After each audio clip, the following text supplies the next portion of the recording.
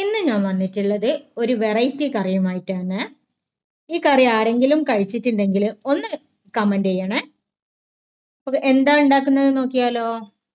ആദ്യം തന്നെ ഒരു പാത്രത്തിലേക്ക് കുറച്ച് വെളിച്ചെണ്ണ ഒഴിക്കണം. വെളിച്ചെണ്ണ തന്നെ വേണം ഈ കറിക്ക്. വെളിച്ചെണ്ണ ഒഴിച്ച് അതിലേക്ക് കടുക് പൊട്ടിക്കുക.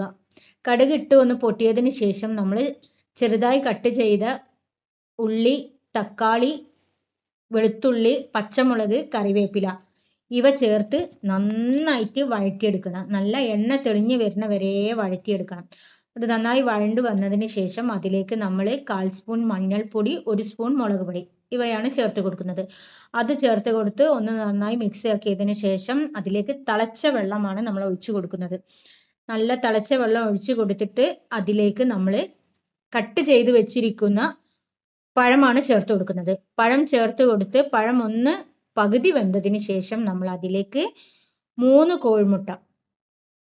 കോഴിമുട്ട പൊട്ടിച്ചിട്ട് അവിടെയും ഇവിടെയൊക്കെ ആയിട്ട് ഒഴിച്ചു കൊടുത്തതിന് ശേഷം നമ്മൾ മൂടി വെച്ച് വേവിച്ചെടുക്കണം. മൂടി വെച്ചിട്ട് ആ മുട്ട ഒന്ന് വെന്ത് വന്നതിന് ശേഷമാണ് നമ്മൾ ആ മൂടി തുറന്നിട്ട് ഒന്ന് മിക്സ് ആക്കി കൊടുക്കണം.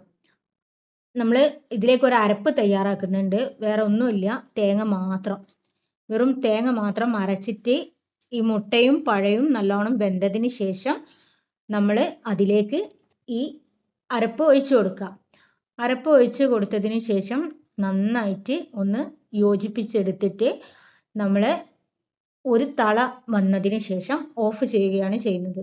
ഓഫ് ചെയ്തതിന് ശേഷം നമ്മൾ അതിലേക്ക് ആവശ്യത്തിനുള്ള മല്ലിയില മേലെ തൂവിയിട്ട് നമുക്ക് ഈ കറി ഇറക്കി വെക്കാം. ഇപ്പൊ നമ്മളെ അടിപൊളി കായും മുട്ടയും പഴവും മുട്ടക്കറിയും, ഇവിടെ കായും മുട്ടയും എന്നാണ് പറയാ. ഇതിവിടെ എല്ലാവർക്കും ഇഷ്ടപ്പെട്ട ഒരു കറിയാണ്. നിങ്ങൾ ആരെങ്കിലും ഇത് കഴിച്ചിട്ടുണ്ടെങ്കിൽ ഒന്ന് കമന്റ് ചെയ്യുക. കഴിക്കാത്തവർ ഇത് തീർച്ചയായിട്ടും ഒന്ന് ഉണ്ടാക്കണേ. പത്തിരിക്ക് നല്ല മാച്ചാണ്.